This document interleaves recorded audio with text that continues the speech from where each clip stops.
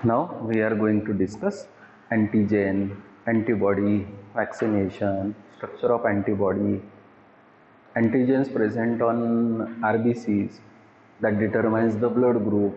हा पार्ट आपल्याला आज डिस्कस करायचा आहे. तर आपण सुरुवात करू वॅक्सिनेशनपासून. ॲक्च्युली काय आहे की कुठलाही पॅथोजन बॅक्टेरियम असेल, व्हायरस असेल, कुठलाही पॅथोजन जर असेल तर त्या बॅक्टेरियमच्या त्या व्हायरसच्या सरफेसवर काही सबस्टन्सेस प्रेझेंट आहे की ज्या पर्टिक्युलर सबस्टन्सेसला आपण सॅकराइड म्हणू, पॉलिसॅकराइड म्हणू. असे सबस्टन्सेस असेल ना तर ते पर्टिक्युलर सबस्टन्सेस त्या पर्टिक्युलर पॅथोजनचे जे त्याच्या सरफेसवर प्रेझेंट आहे त्यांना आपण अँटीजेन म्हणतो. त्याला काय म्हणतो आपण? अँटीजेन. मग अँटीजेन म्हणजे रिअली काय आहे? तर antigen it is a substance, it is any substance which when enters into the body in response to that substance, in response to that, when body's immune system produce the antibody, the substance which is entered, it is called as antigen. It is called as antigen. सोपं कसं सांगता येईल की समजा एखादा bacterium आहे, त्याच्या सरफेसवर समजा एखादा केमिकल सबस्टन्स आहे. तो पर्टिक्युलर सबस्टन्सनी तो पर्टिक्युलर पॅथोजन बॉडीमध्ये गेल्यानंतर तो पर्टिक्युलर बॅक्टेरियम आपल्यासाठी फॉरेन मटेरियल आहे. तर तो सबस्टन्स किंवा तो पॅथोजन बॉडीमध्ये गेल्यानंतर माझी इम्युन सिस्टीम त्याला ओळखायसाठी, त्याला किल करण्यासाठी किंवा त्याला डिसेबल करण्यासाठी, त्याची ग्रोथ किंवा मल्टिप्लिकेशन थांबवण्यासाठी जो सबस्टन्स प्रोड्यूस करते त्याला काय म्हणतो आपण? माझ्या बॉडीने तयार केलेल्या सबस्टन्सला काय म्हणतो आपण? अँटीबॉडी. पण जो गेला तो पॅथोजन गेला, पण त्याच्या सरफेसवर जो पर्टिक्युलर केमिकल सबस्टन्स आहे त्या केमिकल सबस्टन्सला काय म्हणतो आपण? अँटीजेन. म्हणजे इनडायरेक्टली त्या अँटीजेनमुळे तो पर्टिक्युलर पॅथोजन माझ्या बॉडीमध्ये गेला असं नाही. तो पॅथोजन माझ्या बॉडीमध्ये गेला म्हणून त्याच्या सरफेसवरचा अँटीजेन माझ्या बॉडीमध्ये गेला. आणि माझ्या बॉडीमध्ये इम्युनिटी सिस्टीम आहे. त्या इम्युनिटी सिस्टीमनी तो पर्टिक्युलर कोणता अँटीजेन बॉडीमध्ये आला तो आयडेंटिफाय केला, रेकग्नाइज करून त्याच्या अगेन्स्ट अँटीबॉडी तयार केली. त्या अँटीबॉडीनी त्या पर्टिक्युलर अँटीजेनला न्यूट्रलाइज केलं किंवा किल केलं त्या पॅथोजनला. म्हणजे माझी बॉडी जर असेल तर प्रोटेक्ट झाली त्या पर्टिक्युलर पॅथोजनच्या मल्टिप्लिकेशनपासून किंवा मग डिसीजपासून. तर तसा सबस्टन्स जो बॉडीच्या आत येतो त्या पर्टिक्युलर सबस्टन्सला काय म्हणतो आपण? अँटीजेन. मग आता असा पॅथोजन आहे की ज्या पॅथोजनच्या सरफेसवर तो अँटीजेन प्रेझेंट आहे, हे जर आपण अँटीजेन्स बाहेर काढले किंवा त्या पर्टिक्युलर पॅथोजनला आपण किल केलं किंवा त्या पर्टिक्युलर पॅथोजनला आपण अटेन्युएट केलं आणि अटेन्युएट करून किंवा किल करून किंवा त्याचे अँटीजेन्स बाहेर काढून जर ते प्रिपरेशन जर माझ्या बॉडीमध्ये जर टाकलं, पूर्ण लिव्हिंग पॅथोजन नाही, तो किल्ड पॅथोजन नाही, तर त्याचे फक्त अँटीजेन असे जर माझ्या बॉडीमध्ये जर मी ॲड केले आणि माझ्या बॉडीने त्याच्या अगेन्स्ट जर अँटीबॉडीज तयार केल्या, कोणत्या अँटीबॉडीज त्या पॅथोजनच्या अगेन्स्ट किंवा त्याच्या अँटीजेनच्या अगेन्स्ट तयार केल्या, हे जर बी प्लाझ्मा सेल्सकडून मेमराईज झालं तर तोच पॅथोजन समजा काही दिवसानंतर बॉडीमध्ये येत असेल तर इनडायरेक्टली त्या पर्टिक्युलर पॅथोजनच्या अगेन्स्ट माझ्याकडे इम्युनिटी डेव्हलप झाली. That addition of specific antigen or antigenic preparation or killed pathogen into the body which protect the body from various kinds of diseases, that is called as a vaccination. That is called as a vaccination. Suppose for example एक example आपण घेतलं, polio. Polio, it is caused by virus. The virus it is called as poliomyelitis virus. It is called as a poliomyelitis virus. आता तो virus living स्टेटमध्ये जर माझ्या बॉडीमध्ये गेला आणि माझ्याकडे त्याची जर इम्युनिटी नसेल तर इनडायरेक्टली मला पोलिओ होणारच आहे. पण पोलिओ नाही झालं पाहिजे म्हणून मी काय करायला पाहिजे की तो पर्टिक्युलर व्हायरस असेल तर इनडायरेक्टली त्या पर्टिक्युलर व्हायरसला अटेन्युएट करायला पाहिजे किंवा त्या व्हायरसला किल करायला पाहिजे. त्याच्या सरफेसवर काय प्रेझेंट आहे? अँटीजन प्रेझेंट आहे. तसे अँटीजन्स एक तर काढायला पाहिजे किंवा त्या पर्टिक्युलर व्हायरसला मी किल करून त्या पर्टिक्युलर व्हायरसचा ड्रॉप मी पिलो पाहिजे. पोलिओ ड्रॉप्स म्हणतो आपण. म्हणजे इनडायरेक्टली सोपं मी काय पिलो? लिव्हिंग व्हायरसेस पिलो का? नाही. मी काय पिलो? ते पर्टिक्युलर व्हायरसेस किल्ड असेल किंवा मग त्याचे अँटीजेन असेल ते पिलो. त्याच्यामुळे माझ्या बॉडीने काय तयार केली? अँटीबॉडी तयार केली. ती अँटीबॉडी तयार केली, कोणती केली? त्या अँटीजेनसाठी तयार केली. पण ती अँटीबॉडी कोणती केली, ही कोणती तयार केली, ही मेमरी कोणी ठेवली? बी प्लाझ्मा सेल्सनी. B plasma cells they are of two different types. B lymphocytes they are of two different types. They are the B plasma cells and the B memory cells. त्याच्यापैकी B plasma cells काय तयार करतात? Antibodies. आणि ही memory cells कोणती antibodies? तयार केली त्याची मेमरी ठेवतात. मग आता तो polio virus for example killed फॉर्ममध्ये किंवा त्याचे अँटीजेन्स माझ्या बॉडीमध्ये मी ॲड केले, म्हणजे लिव्हिंग व्हायरस माझ्या बॉडीमध्ये गेला नाही. मग अशा वेळेस काय होईल, माझी बॉडी त्याची काय तयार करेल, अँटीबॉडी तयार करेल. कोणती अँटीबॉडी तयार केली, त्याची मेमरी बी मेमरी सेल्स ठेवेल. त्याच्यामुळे मला आजच्या डेटमध्ये मी पोलिओ वॅक्सिन पिलो असेल तर इनडायरेक्टली मला पोलिओ झालेला नाही आहे. पण काही दिवसानंतर समजा पोलिओचा एखादा व्हायरस जर बॉडीमध्ये एंटर होत असेल लिव्हिंग, तर मला वाटते त्याही वेळेस मला पोलिओ होणार नाही का? न व्हायचं कारण काय, मी ऑलरेडी वॅक्सिनेशन करून घेतलेलं आहे. म्हणजे याचा अर्थ माझ्या बी मेमरी सेल्सकडे मेमरी आहे की त्या पर्टिक्युलर पोलिओ व्हायरसवर जे अँटीजेन्स प्रेझेंट आहे त्या अँटीजेन्ससाठी कोणती अँटीबॉडी तयार करायची. माझी बी मेमरी सेल्स इमिजिएटली तो लिव्हिंग व्हायरस काही दिवसानंतर जर आला तर काय तयार करेल, इमिजिएटली अँटीबॉडीज तयार करेल. इमिजिएटली अँटीबॉडीज तयार केल्यानंतर काय होईल की तो पर्टिक्युलर लिव्हिंग व्हायरस जर बॉडीमध्ये आलेला असेल तर तो इमिजिएटली काय होईल, किल होईल. म्हणजे माझी बॉडी त्या पर्टिक्युलर व्हायरसपासून काय झाली, प्रोटेक्ट झाली. असा जर सबस्टन्स मी बॉडीमध्ये ॲड केलेला असेल तर that particular addition of that particular specific antigenic preparation or killed pathogen in to the body and that develops the immunity against that particular pathogen or pathogenic organism. It is called as vaccination. It is called as a vaccination. मग आता तोच part आपल्याला continue करायचं आहे की vaccination म्हणजे काय. बघा, ॲडमिनिस्ट्रेशन म्हणजे addition, administration of vaccine. Administration of vaccine, that is inactivated pathogen or antigenic preparation of a specific pathogen to protect against particular pathogen is called as vaccination. की त्या पर्टिक्युलर पॅथोजन पासून आपल्या बॉडीचं disease होण्यापासून protection करायचं असेल तर त्या पॅथोजनचं अँटीजेनिक प्रिपरेशन किंवा तो पर्टिक्युलर पॅथोजन इनॅक्टिव्ह फॉर्ममध्ये मी जर माझ्या बॉडीमध्ये ॲड केलेला असेल तर addition of that particular inactivated pathogen or its antigen inside the body, it is called as vaccination. The immune system of the body is able to recognize invading bacteria and viruses and produce antibodies to destroy or disable them. की तोच particular pathogen एकदा vaccination माझं झालेलं आहे, तोच particular pathogen काही दिवसानंतर माझ्या बॉडीमध्ये येत असेल आणि माझी इम्युनिटी सिस्टम ॲक्टिव्ह होऊन त्या पर्टिक्युलर पॅथोजनच्या अगेन्स्ट अँटीबॉडी तयार करत असेल आणि त्या अँटीबॉडीमुळे तो पॅथोजन किल होत असेल किंवा डिसेबल होत असेल तर such particular addition of that substance it is called as vaccination. Thus, vaccination is a way to teach the immune system as to how to recognize and eliminate the pathogenic organism. म्हणजे याचा अर्थ सोपा काय की vaccination काय आहे की हे माझ्या इम्युनिटी सिस्टीमला एक ट्रेनिंग आहे, टीचिंग आहे की तो पर्टिक्युलर सबस्टन्स बॉडीमध्ये टाकायचा, तो त्या पर्टिक्युलर पॅथोजनच आहे, पूर्ण लिव्हिंग पॅथोजन नाही आहे. त्याच्यामुळे माझी इम्युन सिस्टीम काय होईल, अलर्ट होईल, ॲक्टिव्ह होईल.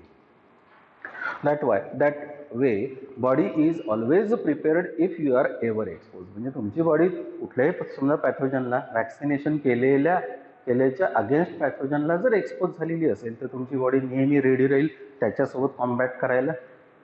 युजेस ऑफ वॅक्सिनेशन पहा. Vaccines protect the body from many diseases like polio, mumps, measles, whooping cough, etc. की हे सगळे जे डिसीजेस आहे, पोलिओ आहे, मम्स आहे, मिझेल्स आहे, वुपिंग कफ आहे, या सगळ्यांसाठी आता वॅक्सिनेशन अवेलेबल आहे. Vaccines are considered to be safe because they are used after many trials and testings. की वॅक्सिन तयार करायला खूप मोठा वेळ लागतो, पण हा वेळ कशासाठी लागतो तर त्या पर्टिक्युलर वॅक्सिनच्या खूप साऱ्या ट्रायल्स घ्यायच्या असतात, टेस्टिंग घ्यायचे असतात. त्याच्यानंतर ते पर्टिक्युलर वॅक्सिन ट्रायल्स टेस्टिंग नंतर मग बॉडीमध्ये ॲड केले जाते. ओके, म्हणजे indirectly addition of vaccine it is a safe measure to control the diseases. चला, याच पर्टिक्युलर चॅप्टरमध्ये दुसरा पण एक पार्ट आहे, छान पार्ट आहे, that is called as antibody. मग अँटीबॉडी म्हणजे काय, आता आपण थोड्या वेळापूर्वी अँटीजेनला डिफाईन केलं. कसं डिफाईन केलं होतं, any substance which when added into the body or enter into the body. In response to that, body when produce the antibody, the entered substance it is called as antigen. परत काय म्हटलं मी, any substance which when enters into the body, in response to that, body when produce the antibody, the entered substance it is called as antigen. परत सांगतो मी की एखादा substance बॉडीमध्ये येत असेल त्याच्या अगेन्स्ट माझी बॉडी जर अँटीबॉडी तयार करत असेल तर इनडायरेक्टली त्या पर्टिक्युलर आलेल्या सबस्टन्सला काय म्हणू आपण, अँटीजेन. अँटीबॉडी कशाला म्हणता येईल, any substance which is produce against the antigen that particular substance it is called as that is called as antibody. And basically these particular antibodies, they are the immunoglobulin proteins. They are called as immunoglobulin proteins. म्हणजे indirectly हे antibodies काय जर असेल तर indirectly ते mostly काय present आहे, immunoglobulin proteins आहे. Mostly for example they are prepared from carbohydrate and protein. Indirectly they are called as glycoproteins. They are called as glycoproteins. तर तशा त्या अँटीबॉडीचं स्ट्रक्चर आपल्याला स्टडी करायचं आहे. मग अँटीबॉडी काय आहे? ना antibody it is a glycoprotein. It is a glycoprotein. It is included in the class of that particular protein that is called as immunoglobulin protein. याचं स्ट्रक्चर जर पाहतो म्हटलेलं असेल तर कसं असेल तर actually this particular antibody it is a capital Y shape structure. It is a globulin protein. It is produced by B plasma cells. It is produced by B plasma cells. Structurally, this particular antibody, it shows the presence of 1, 2, 3, 4 chains. They are called as the polypeptide chains. Of the 4 polypeptide chains, the 2 polypeptide chains are long. The 2 polypeptide chains are short. The 2 long chains are called as heavy chains. They are also called as H chains. And the 2 short chains are called as light chains. They are called as short chains. They are called as light chains. So 2 are called as H chains. The 2 are called as L chains. 2 are called as heavy chains. The 2 are called as light chains. And every chains of this particular antibody, they are connected by means of a bond. That particular bond, it is called as SS bond. That is called as a disulfide bond. That is called as disulfide bond. म्हणजे indirectly आता तुम्हाला काय कळलं की बा ही antibody कशी असते. तर शेप या पर्टिक्युलर अँटीबॉडीचा कॅपिटल वाय सारखा असतो. हे काय आहे? प्रोटीन आहे. मग हे प्रोटीन आहे, ग्लोब्युलर आहे. या पर्टिक्युलर अँटीबॉडीमध्ये किती चेन्स पॉलिपेप्टाइडचे आहे? तर 1, 2, 3, 4 आहे. 4ही चेन्स असेल तर सारखे आहे का? नाही. 2 चेन्स लॉंग आहेत, 2 चेन्स शॉर्ट आहे. लॉंग चेन्सला काय म्हणतात? Heavy chains. शॉर्ट चेन्सला काय म्हणतात? Light chains. लॉंग चेन्सला काय म्हणतात? H chains. शॉर्ट चेन्सला काय म्हणतात? L chains. प्रत्येक चेन एकमेकासोबत कनेक्टेड असेल तर त्या पर्टिक्युलर कनेक्ट असलेल्या बॉन्ड्सला काय म्हणतात? The bond it is called as a disulphide bond. That is called as disulphide bond. पुढे ऑब्झर्व करा. ही आहे लाईट चेन, ही आहे हेवी चेन. आता या 2 चेनला कम्पेअर करा. आता या कम्पेअर केल्यानंतर काय दिसेल की this particular polypeptide chains they show the presence of 2 different regions.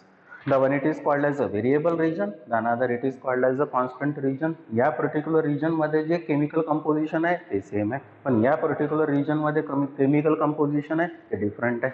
That's why this particular region it is called as a variable region. This region it is called as a constant region.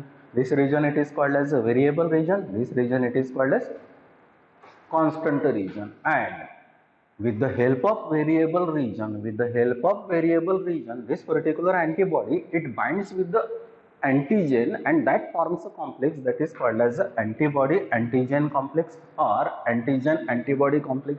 समजा एखादा bacterium आहे, तो particular bacterium असेल तर indirectly त्याच्या सरफेसवर काय present आहे असं म्हटलं होतं आपण? अँटीजेन. समजा हा पर्टिक्युलर अँटीजेन जर असेल तर इनडायरेक्टली हा पॅथोजन त्याच्या अँटीजेननी या पर्टिक्युलर अँटीबॉडी सोबत जर बाइंड व्हायचं असेल तर काय असेल? तर हा पर्टिक्युलर अँटीजेन मी इथे एनलार्ज केला. त्या अँटीजेनच्या तो जो अँटीजेन आहे त्या पर्टिक्युलर अँटीजेनला पण रेकग्निशन साईट आहे. That recognition site of that particular antigen it is called as epitope. हा जो पर्टिक्युलर एंड आहे, हा जो एंड आहे या अँटीबॉडीचा याला म्हणतात पॅराटोप. पॅराटोप कोणाचा? अँटीबॉडीचा. इपिटोप कोणाचा? अँटीजेनचा. मग या अँटीजेनचा इपिटोप आणि अँटीबॉडीचा पॅराटोप हे जर दोघं इथे बाइंड होत असेल तर that forms a complex. That particular complex it is called as antigen antibody complex. That is called as antigen antibody complex. म्हणजे व्हेरिएबल रिजननी हा पर्टिक्युलर अँटीबॉडी त्या अँटीजेन सोबत बाइंड होईल. बाइंड होत असेल तर ज्या व्हेरिएबल रिजनला आपण म्हणतो that is called as a paratope. So this is called as a paratope. This is called as a paratope or in another words this is called as antigen binding site. This is also called as antigen binding site. Generally कुठल्या अँटीबॉडीला 2 अशा antigen binding site असतात म्हणजे paratope असतात. Such particular antibody it is called as bivalent antibody.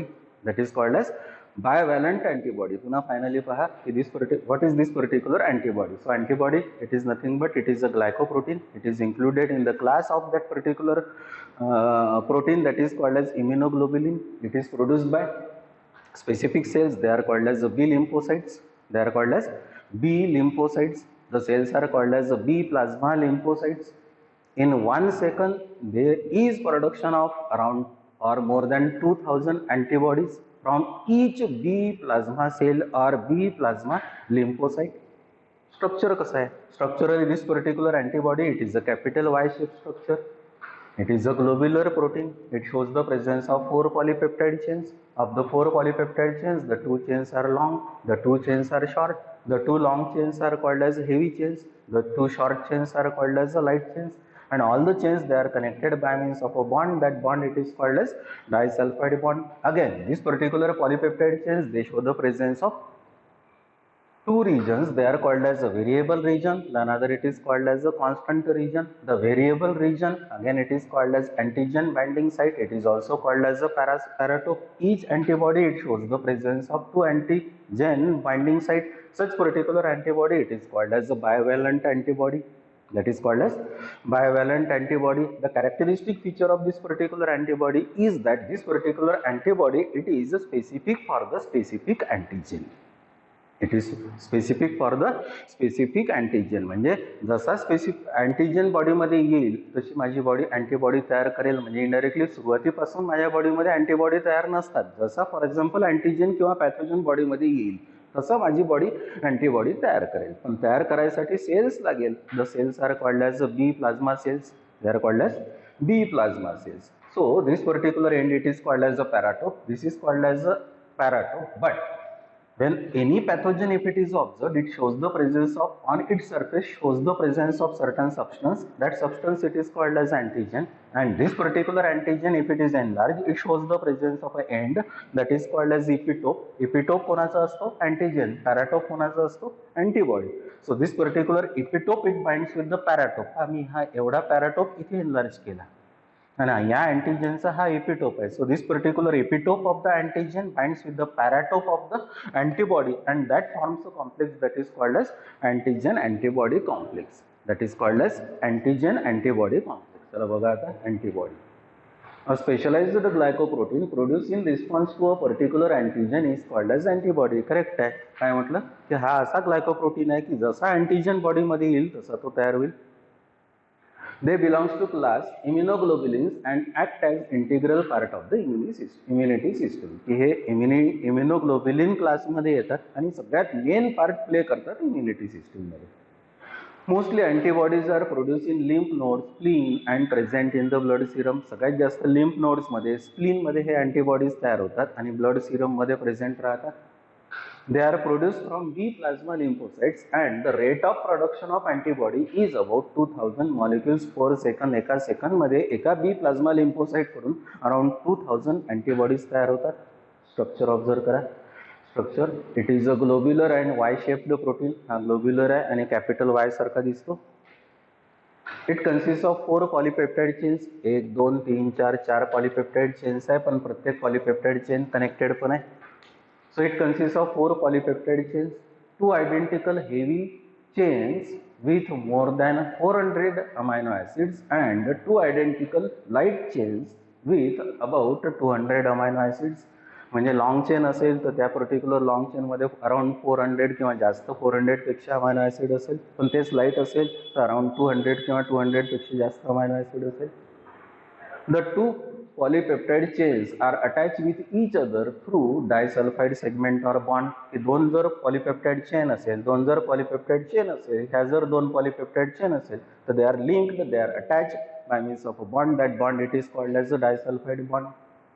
Each polypeptide chain consists of 2 regions, that is the variable region and the constant region. या रिजनला काय म्हटलं होतं? Variable region. पण या रिजनला काय म्हटलं होतं? Constant. Variable region consists of antibody binding site, that is called as a paratope. हा जो variable region आहे याला काय म्हटलेलं आहे? Antigen binding site, that is also called as a paratope. Most of the antibodies show 2 binding sites for binding 2 antigens, hence they are called as bivalent. ही पूर्ण antibody आहे, पण या पूर्ण antibody ला antigen binding sites 2 आहे. Such particular antibody, it is called as bivalent antibody. The region holding arms and stem of antibody is called as hinge. की असा region या पर्टिक्युलर antibody मध्ये की 2 लाईट आणि 2 heavy chains connect करत असेल तर that particular region of that antibody it is called as a hinge. The segment which lack the ability to bind with the antigen can be crystallized, therefore known as fragment crystallizable. की हा particular इथून एवढा जो region आहे हा antigen सोबत bind होणार नाही, that particular region of that particular antibody it is called as a fragment crystallizable. त्याच्यानंतर ही अँटीबॉडी जी आहे ही अँटीबॉडी अँटीजेन सोबत कशी बाइंड होते, तो कॉम्प्लेक्स कसा तयार होतो, तो complex part. The part it is antigen antibody complex. The study of the antigen antibody reaction is called as serology. The branch of the medicine which deals with the study of antigen antibody reaction, that particular study it is called as a serology. Antibodies are always antigen specific. तेच मगाशी म्हटलं मी की जसा antigen येईल तशी माझी body antibody वेळेवर तयार करेल. म्हणजे याचा अर्थ काय, the antibodies they are specific for the specific antigen. The paratope of antibody, हा paratope, the paratope of antibody form specific binding site to particular antigen on its variable arm. या अँटीबॉडीनी या पर्टिक्युलर पॅराटोप्सला तयार केलेलं आहे स्पेसिफिक अँटीजन सोबत bind करायला. The combining site of antigen is called as epitope. की ह्या पॅथोजनचा हा अँटीजन आहे, हा अँटीजन मी इथे एनलार्ज केलेला आहे, त्या अँटीजनची जी साईट आहे त्या साईटला काय म्हणतो आपण, इपिटोप. जी कोणासोबत बाइंड होईल, पॅराटोप सोबत, कोणाच्या, अँटीबॉडीच्या. The combining site of antigen is called as epitope. The complex between antigen and antibody is like lock and key, is called as lock and key. या पर्टिक्युलर स्पेसिफिक अँटीजेनला आणि या अँटीबॉडीला आपण लॉक आणि की म्हटलेलं असेल तर या दोघांच्या कॉम्प्लेक्सला आपल्याला लॉक अँड की कॉम्प्लेक्स म्हणता येईल. And that particular lock and key complex which is formed between this particular antigen and antibody, that complex it is called as antigen antibody complex. That is called as antigen antibody complex. The another part in this chapter is antigens present on the surface of the RBC. की तुम्हाला blood माहित आहे. The blood, it is a viscous connective fluid. It is formed from the tissue which is present in the long bones. The tissue it is called as bone marrow. The blood it shows the presence of two components. The two components are the blood cells and the plasma. The blood cells and the plasma, or blood corpuscles and the plasma. But blood corpuscles कोणते कोणते? The blood corpuscles which are present in the blood, they are the RBCs, they are called as erythrocytes. WBCs, they are called as leukocytes.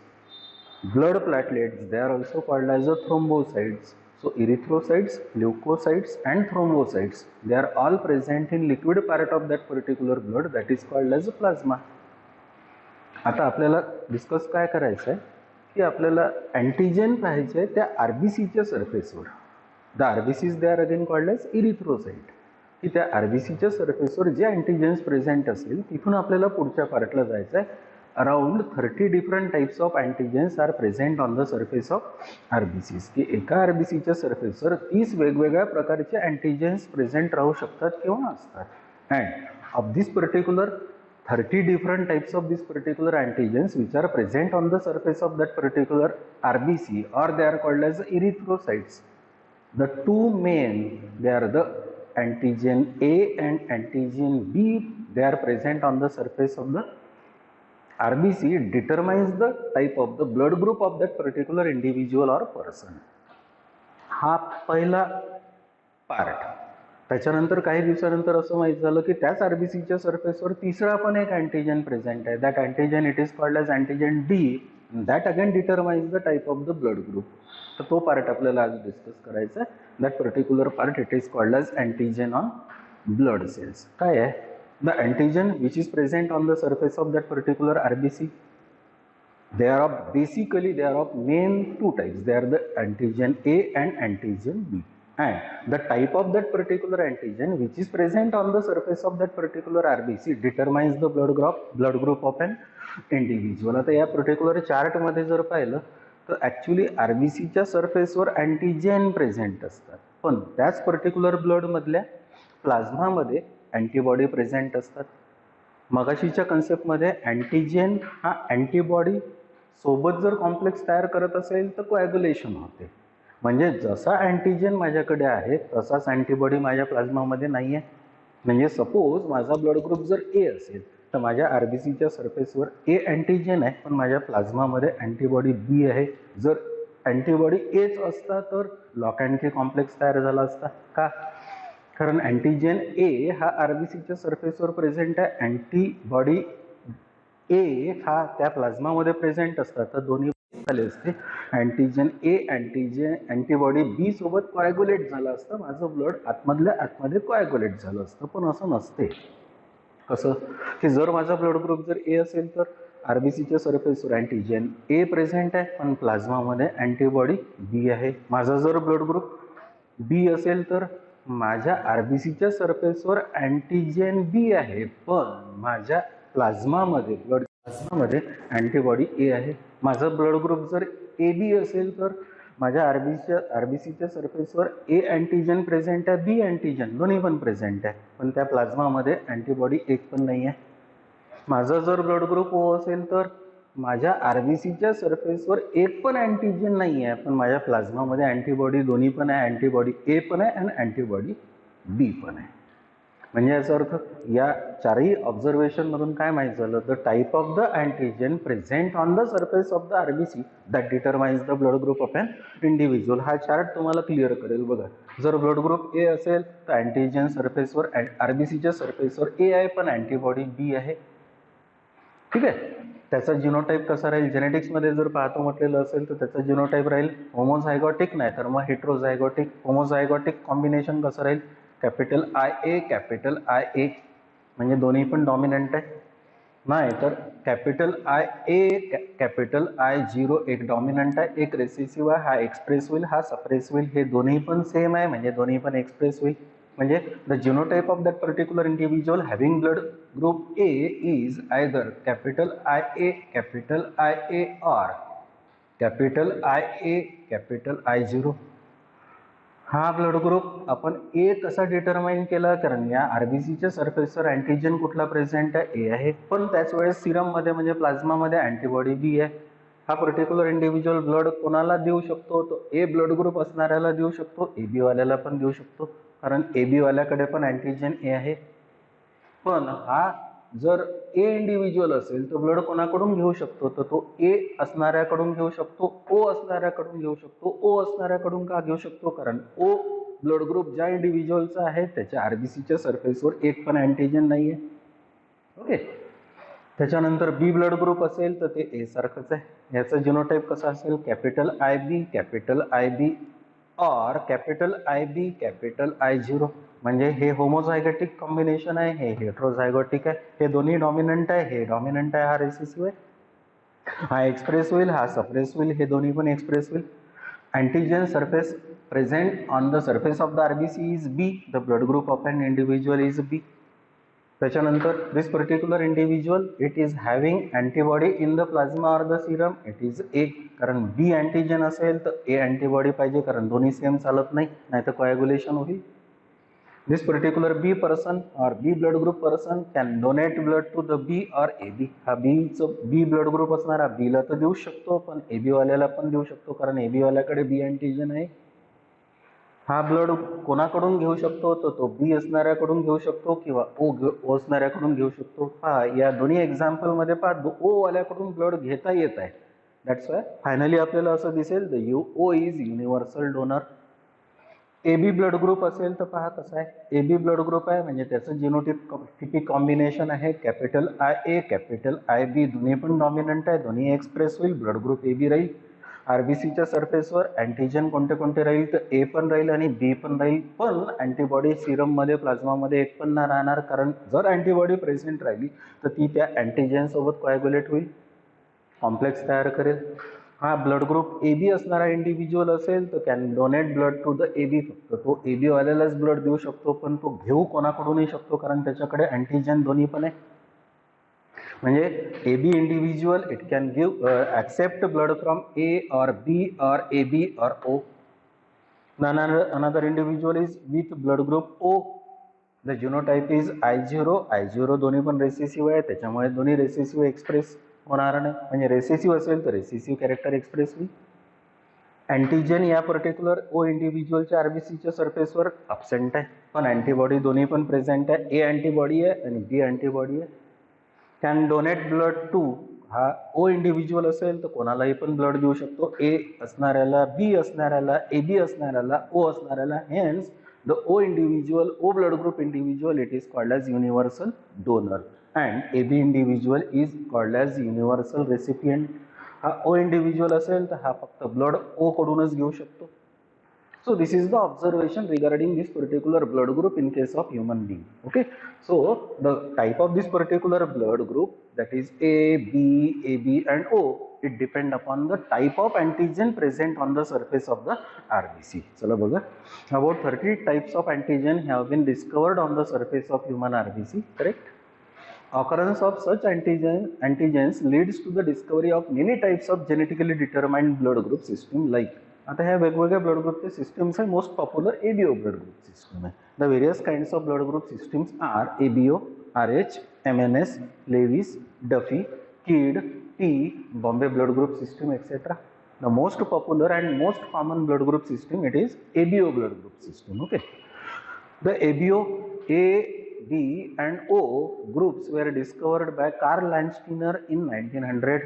की 3 blood groups आहे, ए आहे, बी आहे आणि ओ आहे. हे 3 कोणी डिस्कवर केले असेल तर कार्ल लँडस्टीनरनी 1900 मध्ये. Later on AB blood group was discovered by de Castello and Sturli in 1902. इथून 2 वर्षांनी 1902 ला डी कॅस्टोलो, स्टर्ली या दोघांनी पुन्हा चौथा ब्लड ग्रुप डिस्कवर केला. The blood group it is AB. Karl Landsteiner found 2 antigens on the surface of human RBC as antigen A and antigen B. Karl लँडस्टीनरचं हे वर्क आहे की आरबीसीच्या सरफेसवर 2 अँटीजन त्याने डिस्कवर केले, antigen A and antigen B. He also found corresponding antibodies in the serum as antibody A and antibody B. त्याच Karl लँडस्टीनरने पुन्हा त्याच प्लाझ्मामध्ये, ब्लडच्या त्याच प्लाझ्मामध्ये 2 अँटीबॉडीज पण डिस्कवर केल्या, antibody A and antibody B. The blood groups are determined on the basis of presence or absence of antigen A or B and classified into 4 types as A, B, AB and O. तो काय म्हणतो की the blood group of an individual or a person, it is determined by type of antigen present on the surface of the RBC. म्हणजे indirectly त्या आरबीसीच्या सरफेसवर A antigen present असेल तर blood group A, B antigen present असेल तर blood group बी, दोन्ही पण अँटीजन प्रेझेंट असेल तर ब्लड ग्रुप ए बी, एक पण अँटीजन प्रेझेंट नसेल तर blood group O. The blood group O is universal donor because of absence of antigen. Individual with blood group O is universal donor, कारण त्याच्याकडे एक पण अँटीजन नाही. The blood group A B is universal acceptor because of absence of antibodies. की A B जर असेल तर त्याला युनिव्हर्सल ॲक्सेप्टर म्हणतो कारण त्याच्याकडे एक पण अँटीबॉडीज नाही. तर हा पार्ट आहे, that is called as blood group, that is ABO blood group system. But besides this particular ABO blood group system, the another 2, Landsteiner and Wiener, found that the another type of or classification of this particular blood group system, that is called as RH factor.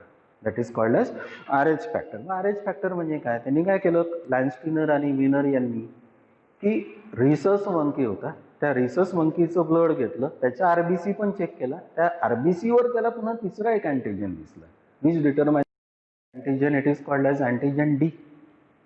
That is called as antigen D. And if antigen D is present on the surface of that particular RBC, the type of the blood group, it is called as Rh positive. And if antigen D is absent on the surface of the RBC, then the type of that particular blood group, it is Rh negative. Indirectly Rh positive, Rh negative हे कुठून words आले तर rhesus monkey कडून human मध्ये आले. Okay, RH factor, it is the third type of antigen found on the surface of human RBC. That antigen, it is called as antigen D.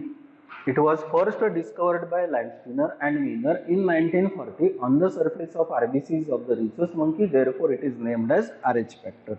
की पहिल्यांदा discovery rhesus monkey मध्ये झाली, तोच same antigen D आपल्या human RBC वर पण दिसला. That's this particular thing, it is called as RH factor.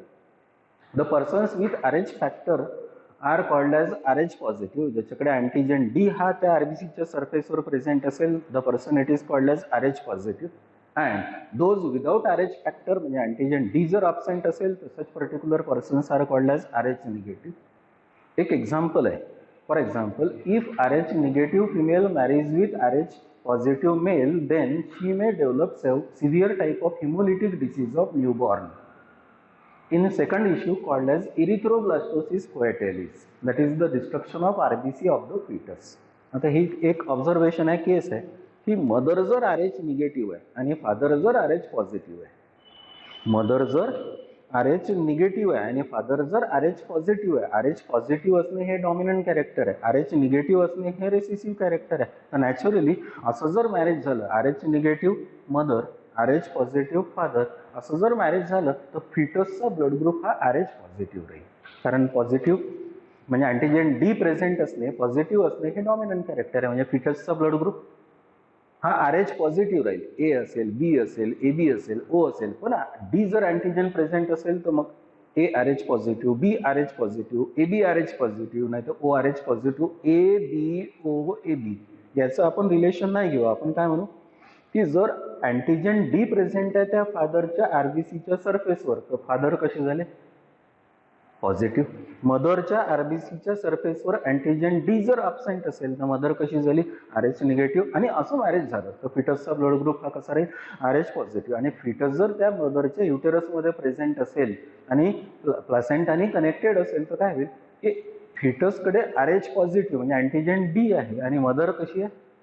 RH negative आहे. म्हणजे मदरकडे अँटीबॉडी प्रेझेंट आहे, फिटसकडे अँटीजेन प्रेझेंट आहे. मग त्यावेळी केसमध्ये काय होईल की ते जे ब्लडचं सर्क्युलेशन मदरचं आणि फिटसचं आहे, प्लासेंटाच्या थ्रू मदरच्या इम्युनिटी सिस्टीमला माहिती होईल की त्या पर्टिक्युलर फिटसच्या RBCच्या सरफेसवर अँटीजेन डी प्रेझेंट आहे. त्याच्यामुळे मदरची इम्युनिटी सिस्टीम किंवा बॉडी काय तयार करेल? अँटीबॉडीज तयार करेल जास्त. आणि ह्या अँटीबॉडीज फिटसच्या ब्लडमध्ये जाऊन फिटसचं ब्लड कोॲग्युलेट होईल. And coagulation of blood of fetus due to presence of antigen D in the blood of the fetus that may harm the life of that particular fetus in the second pregnancy. पहिल्या प्रेग्नन्सीमध्ये त्या मदरकडून तेवढ्या जास्त क्वांटिटीमध्ये antibodies तयार होत नसेल तर पहिल्या फिटसचा बर्थ नॉर्मल होईल, पण सेकंडचा डेथ होण्याची पॉसिबिलिटी आहे. And death due to the incompatibility of this particular antigen and antibody between this particular fetus and the mother, it is called as erythroblastosis coetelis. Death कोणाचा होत आहे? फिटसचा. कशामुळे? RBC मुळे. RBC ला काय म्हणतात? Erythrocyte. That's why the disease it is called as erythroblastosis fetalis. म्हणून त्या फिमेलनी जिचा ब्लड ग्रुप निगेटिव्ह आहे आणि हजबंडचा ब्लड ग्रुप पॉझिटिव्ह असेल तर प्रत्येक प्रेग्नन्सीच्या वेळेस जर इंजेक्शन्स घेतले कशाचे? RH अँटीबॉडीचे, तर इनडायरेक्टली प्रत्येक प्रेग्नन्सीच्या वेळेस प्रॉब्लेम असणार नाही. म्हणून फायनली पहा, for example, if a RH negative female marries with RH positive male, then she may develop severe type of haemolytic disease of newborn एसबियन in second issue called as erythroblastosis coetelis. Okay, in order to prevent this HDN, that is hemolytic disease of newborn, RH negative mother is injected with the anti-RH antibody during all pregnancy carrying RH positive fetus. If RH positive fetus जर तिच्या uterus मध्ये जर असेल तर तिने जर inject ही antibody करून घेतली anti-RH अँटीबॉडी, तर इनडायरेक्टली प्रत्येक प्रेग्नन्सीच्या वेळेस प्रॉब्लेम क्रिएट होणार नाही. So this is all regarding this particular blood group. Finally, the statement is the type of the blood group, it depend upon the type of the antigen present on the surface of the RBC. Directly type of the RBC which is present on the surface of the RBC determines the blood group of the individual. म्हणजे माझा जर blood group B positive असेल तर माझ्या RBCच्या सरफेसवर काय राहायला पाहिजे? RBCच्या सरफेसवर B अँटीजेन प्रेझेंट राहायला पाहिजे आणि D अँटीजेन राहायला पाहिजे. म्हणजे माझा ब्लड ग्रुप काय होईल? B positive. पण माझ्या प्लाझ्मामध्ये